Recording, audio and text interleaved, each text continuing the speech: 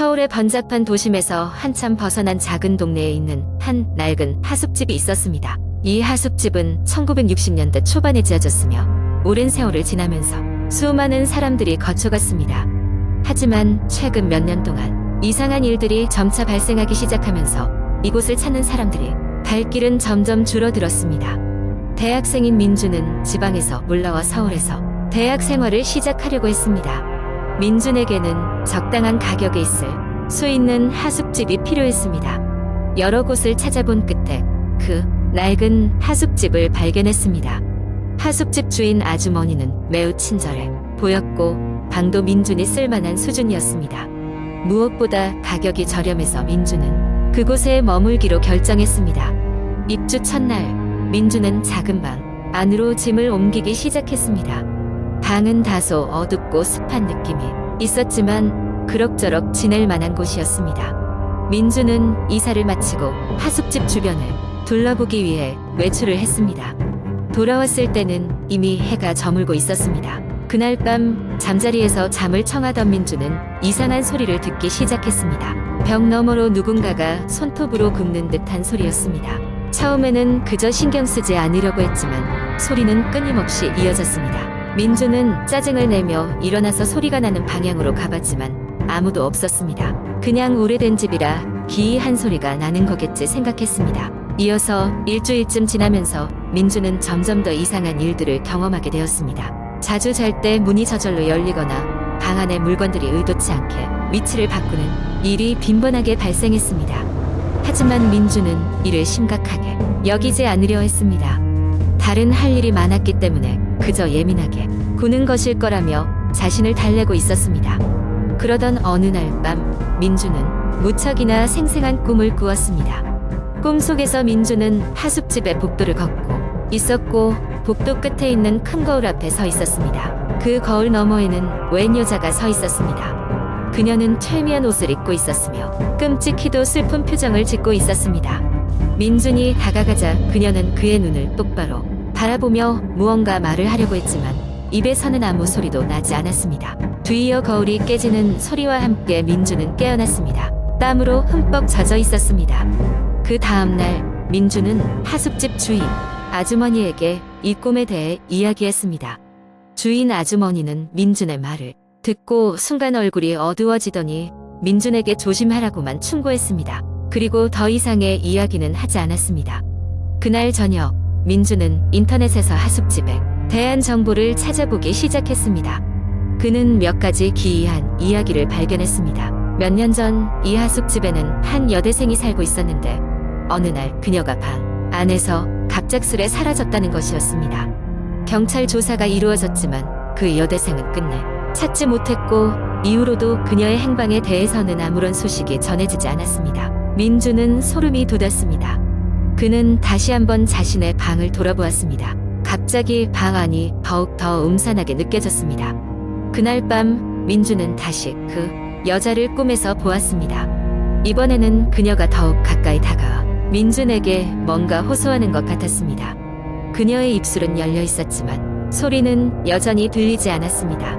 다만 민준은 처음엔 몰랐던 한 가지를 깨달았습니다. 그녀가 무엇인가를 보여주려고 한다는 것을. 그리고 그녀는 벽 쪽을 가리켰습니다. 민준은 벽 쪽으로 다가가자 벽이 점점 투명해지는 것을 느꼈습니다. 그리고 깨어나자 민준은 벽 쪽을 살펴보기 시작했습니다.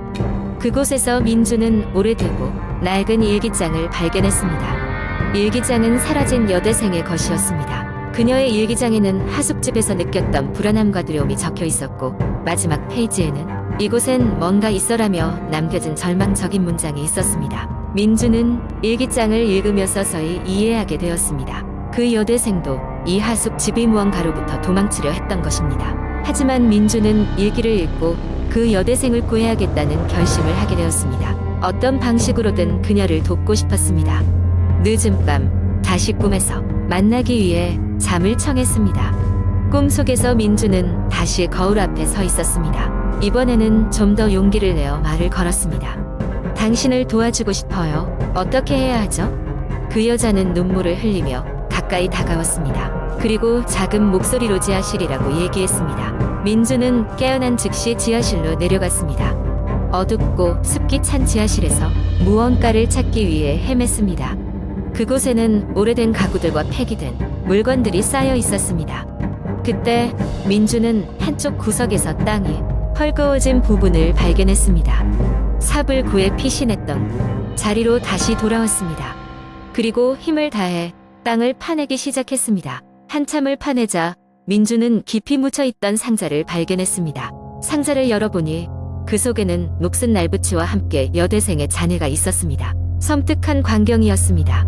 민주는 참담한 마음으로 이를 꺼내주고 흙을 다시 덮었습니다. 다음 날 민주는 경찰에 이를 신고했습니다. 경찰은 현장에서 증거를 수집하고 오랜 실종 사건에 대한 새로운 증거를 바탕으로 재조사를 시작했습니다. 그 과정에서 범인이 이 하숙집 주인 아주머니였다는 사실이 밝혀졌습니다. 범인은 하숙집에서 지내던 사람들을 상대로 범죄를 저질러왔던 것입니다. 민주는 결국 할 수 있는 최선을 다해 여대생의 영혼을 구제할 수 있었습니다. 하숙집은 폐쇄되었고 민주는 다른 곳에서 새로운 시작을 할 수 있었습니다. 그날 밤 민주는 마지막으로 그 여대생을 꿈에서 만났습니다. 그녀는 고맙다는 인사를 전하며 이제 평안히 쉴 수 있다는 메시지를 남기고 사라졌습니다. 민주는 평생을 그 경험을 잊지 못할 것입니다. 그 하숙집에서 겪었던 모든 일들은 그에게 큰 영향을 미쳤고 삶에 대한 새로운 관점을 가지게 만들었습니다.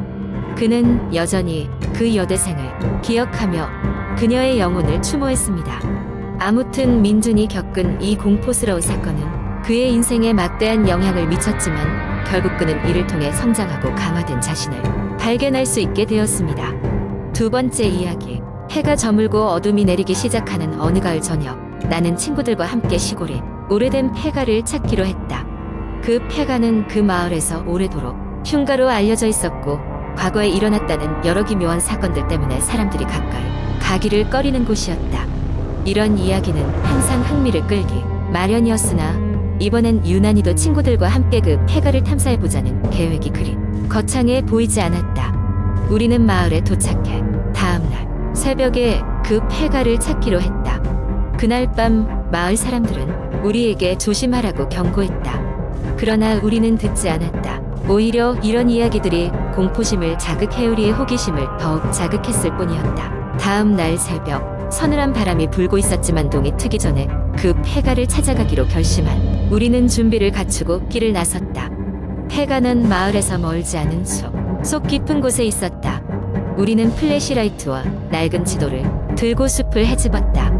폐가에 도착했을 때 그곳은 황폐하고 오래된 채로 우리가 상상했던 것 그 이상으로 을씨년스러웠다. 집 앞에 서자 등골이 오싹해지는 기분이 들었다. 문을 열고 들어서자 쌓인 먼지와 녹슨 금속 냄새가 코를 찔렀다. 안은 매우 어두웠고 전혀 생기가 없는 느낌이 들었다. 우리는 거실로 보이는 곳에 모여 집안을 탐사하기로 했다.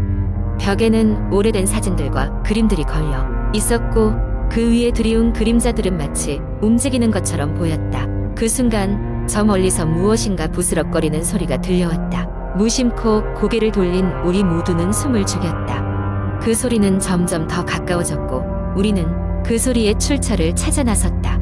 소리가 나는 곳 지하실 문을 발견했을 때 공포는 더욱 커졌다. 지하실 문은 오래전부터 열지 않은 듯 녹슨 자물쇠와 함께 무겁게 여겨졌다.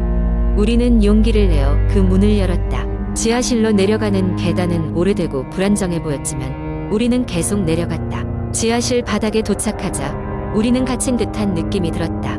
벽에는 빛바랜 벽지와 함께 이상한 기호들이 그려져 있었다. 그중 하나가 특히 눈에 띄었는데 그것은 인형의 형상을 한 기호였다. 그 순간 누군가 뒤에서 우리를 지켜보는 듯한 기분이 들었다. 고개를 돌려보았을 때 어둠 속에서 빛나는 두 눈이 우리를 바라보고 있었다. 그것은 실제 인형이었다. 낡고 터진 인형이 한 구석에 놓여 있었고 그 옆에는 스스로 움직이는 듯한 느낌의 작은 의자가 있었다. 우리 중 한 명이 용기를 내어 인형을 들어 올렸을 때 갑작스럽게 차가운 바람이 불어오며 지하실 문이 쾅 닫혔다. 우리는 두려움에 둘렀어요. 지하실에서 빠져나가려 했으나 문이 열리지 않았다. 그 순간 벽에서 이상한 소리가 들렸다. 무언가가 벽 안에서 움직이는 소리였다. 공포에 찬 우리는 서로를 껴안고 서 있었고 벽에서 나온 그림자가 인형을 향해 다가왔다. 그림자는 인형을 감싸며 우리에게 속삭였다. 돌아가라. 여기서 나가라. 그림자는 점점 더 우리를 향해 다가왔고 우리는 공포에 질려 비명을 지르며 문을 열고 도망쳤다. 집 밖으로 도망쳐 나왔을 때 우리는 더 이상 그곳을 바라고 싶지 않았다. 마을로 돌아와 모든 얘기를 털어놓았지만 누구도 우리 말을 믿지 않았다. 마을 사람들은 우리가 겪은 것들을 환상이라고 일축했다. 그 뒤로 우리는 다시 그 폐가로 가지 않았다. 그 집은 여전히 그 마을에서 있지만 누구도 그곳에 가려 하지 않는다. 시간은 흘렀지만 그날의 공포는 여전히 우리 뇌리에서 사라지지 않았다. 우리는 그 이후로 그 무엇보다도 더 이상의 그와 같은 모험을 벌이지 않기로 결심했다. 며칠 후 나는 우연히 한 신문에서 그 집에 대한 오래된 기사를 발견했다. 과거 그 집에서는 끔찍한 사건이 발생했었고 그 사건이 일어난 후로 그 집에 거주하던 가족들이 모두 사라졌다는 이야기가 전해져 내려왔다. 그 이후 그 집은 누구도 가까이 가지 않는 흉가로 남게 된 것이었다. 나는 다시 한번 그 집에 접근하지 않길 잘했다고 생각했다. 설령 우리가 그날 밤에 무엇을 겪었는지 정확히 알 수 없지만 그 집의 기묘하고 음습한 존재와의 만남이 아직도 생생하게 기억에 남아 있다. 그 폐가에서의 경험은 우리 마음속에 영원히 깊숙이 자리 잡고 있다. 그날의 기억이 떠오를 때면 나는 한동안 잠을 이루지 못하고 그 공포에 떨게 된다. 앞으로도 나는 그 집을 잊지 못할 것이다.